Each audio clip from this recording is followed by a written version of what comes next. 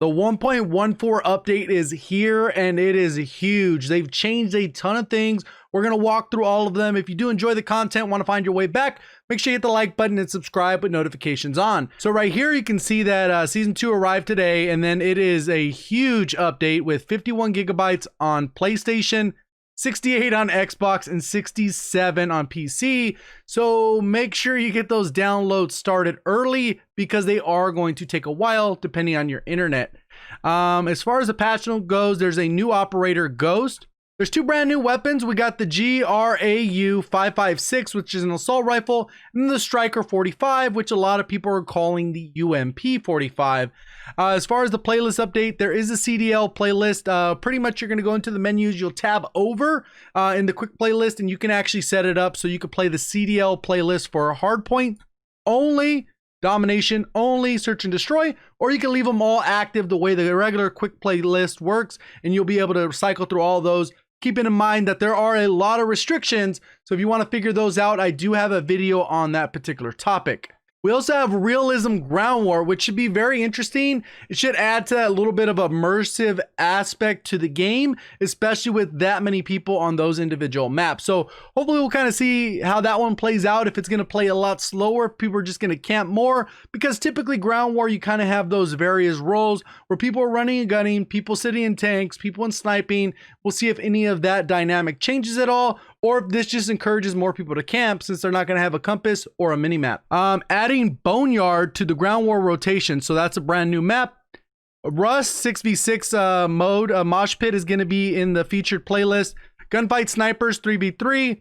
That's kind of cool, especially for people that do like to snipe. There's a sniper community in the Call of Duty, and it's a pretty big one. Rust available in 2v2 and 6v6 playlist. So if you're just playing regular gunfight, you can see it in 2v2. And then if you're in any of the 6v6 playlist, it'll pop up there as well. Atlas Superstore is available in 6v6 and 10v10. What this kind of tells me is it is a little bit of a medium-sized map.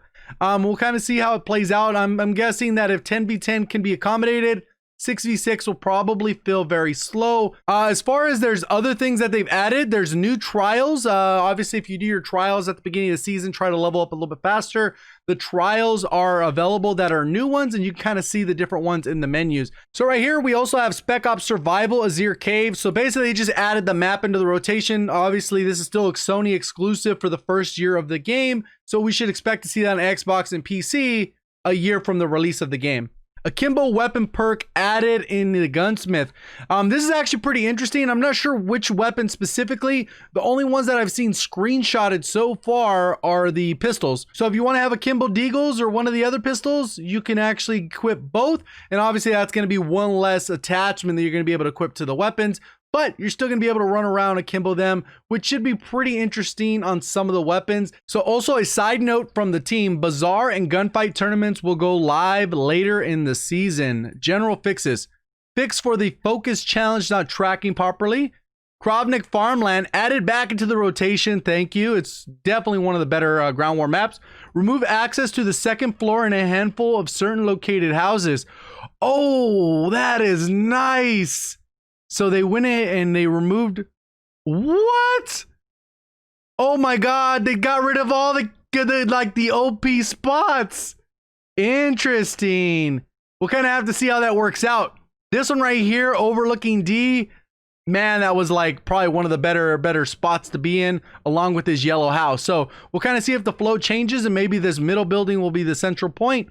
And that's just something we'll kind of have to see how it plays out. Fix various exploits across Ground War maps. Fix an issue where players could team kill care package owners and teammates capturing care packages. That's normally for our hardcore.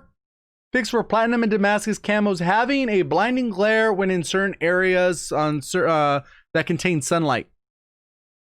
Fix for a rare bug that can prevent players from accessing the barracks, weapons, and operator tabs.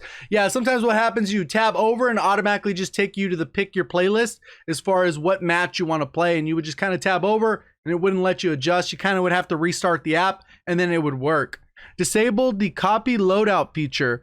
Maybe people were abusing that, but I'm not sure exactly what's going on with that. I don't really use that feature. I just kind of create my classes and then I have my blueprints and copy them out. So we'll kind of see if that gets added back at a later date. Field upgrades. Trophy system deploy time has been reduced by about half a second. Yeah, because sometimes it'd be like, okay, and pull it out over the thing, toss it. So now that's a little bit faster. That should help on the comp side as well, and the CDL rule list. Fixed a bug that allowed players to get infinite weapon drops by canceling kill streaks. Kill streaks are no longer usable when the drop grenade is equipped. All right. Fixed a bug where objectives were not giving field upgrade progress. Okay, I think they mentioned that a while back. Exclusive Ace was kind of covering that they kind of broke it and then they fixed it in the next update without actually saying anything, but at least now they're referencing it. Balancing on the perks has been changed significantly. Perk 1 slots overkill switch places with kill chain and now is in the perk 2 slot. So someone can't run overkill with restock or overkill and ghost anymore. They removed the ability to hack, added that to the spotter perk. So that's kind of a big change there because I do like to run EOD. I don't hack all that often because a lot of times I'll just eat the damage and try and get the gunfight going instead of hacking it and then approaching the person. Really kind of case by case scenario. So double time, double the recharge rate of tactical sprint. So that's a buff. Quick fix, reduce the health regeneration delay. Any kill will intermittently start regeneration. All right, that's cool. That should allow, that's another buff to quick fix, so maybe we'll see that more often. I haven't really used that one just because it wasn't doing a ton in terms of actually helping get into the next gunfight. Ghost, remove snapshot grenade immunity, move that to Battle-Hardened, so Battle-Hardened gets a buff. Restock, change the equipment recharge rate from 30 to 25 seconds. So they actually buffed restock, which I don't really like that idea because then that just encourages still people to camp. 5 seconds is 5 seconds though. Kill chain, switch place with overkill and perk 1, nothing there. Increase the score gain for score streaks across all modes. Tune up, increase field upgrade cost reduction. Field upgrade cost reduction. Okay, that is a huge buff. I usually like to use that one. Normally it's 33%. I have to see in the menu exactly what it changed to. They should just set it here. Went from 33% to 50%, or if that was a nerf, went from 33 down to 25. Whatever the case is. Spotter added that ability to hack, which we saw. Currently working on the ability to hack through walls. That would be nuts because you could actually spot it through the wall, hack it, and then they wouldn't even know, you know, maybe they would give away your position. I don't know. For Battle-Hardened, they added the snapshot grenade immunity, moved from Ghost, added gas grenade resistance. Finally, there is a counter to those lame gas grenades. Because they were very annoying. If you ever played Shipment, you're going for your camo challenges, people throw the gas grenades and you're coughing, can't even fire a weapon. Cough is no longer played when the player enters gas, reduce slowdown under gas, reduce the blur. So basically it's just a overall reduction. So that should be a good thing. We'll still have to see how the effects work with firing your weapon or being able to do anything within the gas. Crossbow weapon balancing. So crossbow fixed for some kills not tracking properly when attempting to lock the crossbow. I know people had issues with that. Personally, I didn't struggle. I know some people that were backing out of matches were having all kinds of issues in locking it. Fix explosive fury crossbow bolts to not kill Juggernaut in one hit. They nerfed the bolts against Juggernaut basically, or buff Juggernauts against the bolts, however you want to look at it. Very slight tuning in the reload speed. We're still fine tuning this one, so more adjusting is in the works. Sounds like a buff because it had like a 4-second reload and like 3 1/4 if you were using sleight of hand. Fix the bug where the crossbow did not do any melee damage to deployable cover. Okay, very small one. SA-87 smoothed out recoil and increased damage. That is a buff. Increased RAM extended mag ammo count from 45 to 50. That was in the last update, didn't actually happen, so we'll see if it's finally gone through within this update. A note from the weapon teams. The Solo Zero NVG Enhance is supposed to see through smoke, but a rendering bug broke this one optic temporarily. We'll have it fixed shortly. So, probably in the next update. Special Operations. Operations Heartbringer fixed an issue where with the checkpoint could cause players to spawn under the map. Not good. Added change to loadout keybinds for custom loadouts 6 to 10, allowing players to quickly switch to any of their favorite loadouts with the press of a button. Fixed a visual issue where highlighting username multiplayers in the lobby. Mouse cursor will be emblem, not a big deal. Remove specialist restrictions from the Call of Duty League. Ooh, okay.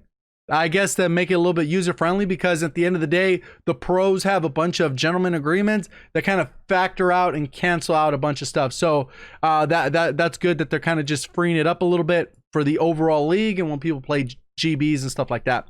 Codcaster, not really all that important unless you're using that. When PC, when using the tracker perk, footprints are now visible even with the bullet impacts and spray option is disabled in the graphics tab. So I guess people are hiding that and it was breaking the perk. Several fixes to prevent crashes and stability. Overall, we're going to have to see kind of how, I wish they would have balanced some other stuff. I wish the Uzi would have got a buff. I wish they would have maybe changed some other things. But overall, we'll kind of have to see how this plays out. Personally, I'm going to be experimenting with kill chain and hardline, because that seems like an overpowered combination, especially if you use the perks that I was talking about, which was the cruise missile, the VTOL, and the chopper gunner or the gunship. So we'll kind of have to see. So let me know what you thought of the update down in the comment section below. If you enjoyed the video, remember to hit the like button. And if you're brand new, made it to this point, probably should try hitting that subscribe button with notifications on. See you guys on the next one. Thank you for watching. As always, have a great day.